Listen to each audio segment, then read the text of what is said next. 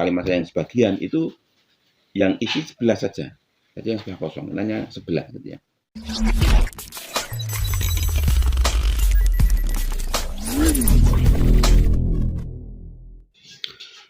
Assalamualaikum warahmatullahi wabarakatuh, teman-teman semuanya.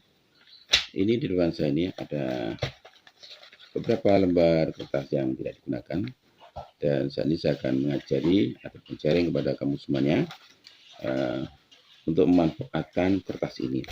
Jadi kertas ini adalah merupakan kertas bekas, dimana ketika kita ngeprint ataupun juga sedang membuat sesuatu dan maka ada kesalahan, otomatis kertas akan tidak kita gunakan.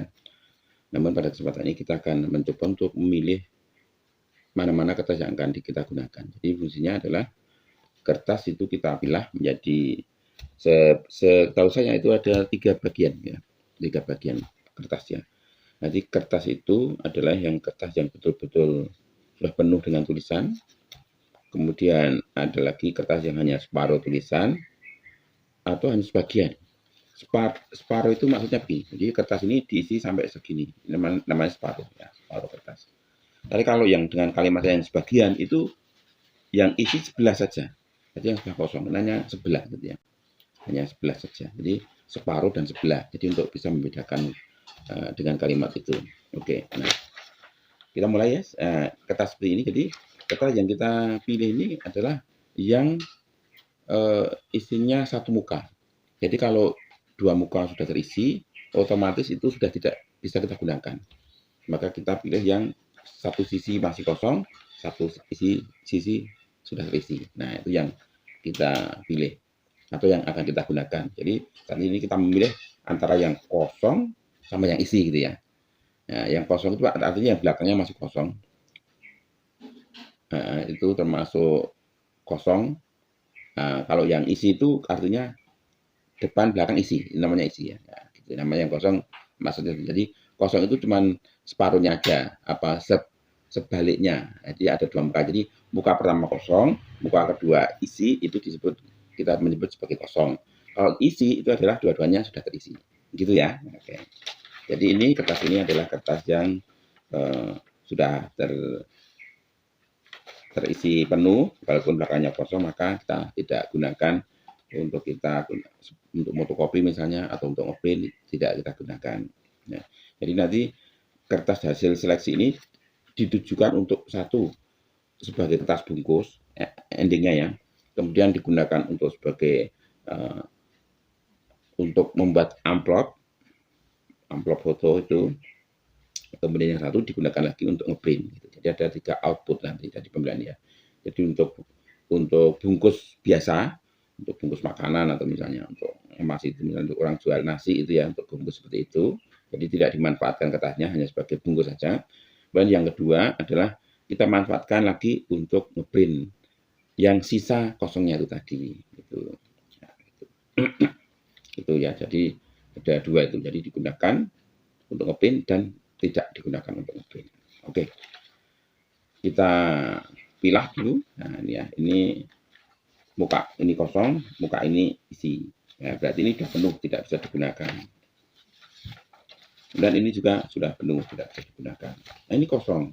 Nah, ini kosong separuh walaupun dipotong ya. Nah, kita pilah juga sini. Dan ini ada yang kosong lagi. Ini kertas stiker kita sendirikan karena bukan termasuk rumputnya. Nah, ini adalah kertas yang muka dan belakangnya sudah isi. Maka kita sebagai bungkus makanan ya. Nanti kalau yang mukanya hanya isi separuh, nah, artinya yang muka sebelah ini isi, ini kosong, maka digunakan untuk sebagai amplop foto. Oke, nah seperti itu ya. Ini akan kita pecahkan sampai ini habis gitu ya. Ini isi, ini kosong. Nah, berarti masuk ke kelompok kedua.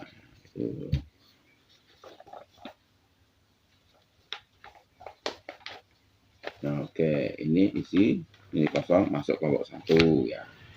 Jadi kelompok 1 itu dua-duanya isi, kelompok 2 mukanya masih kosong. Nah, ini muka kedua kosong ya.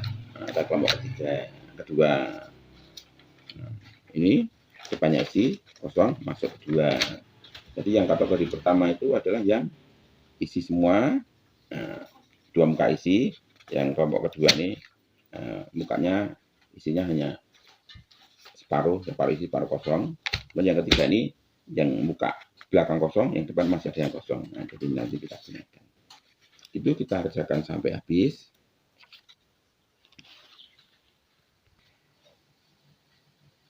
Oke teman, setelah semuanya terpilah-pilahkan, sekarang ini adalah kertas yang masih bisa digunakan untuk ngeprint ya.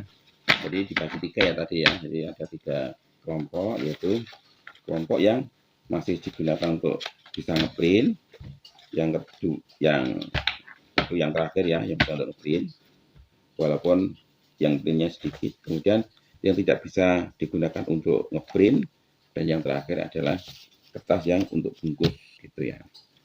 Untuk bungkus itu depan belakang sudah isi.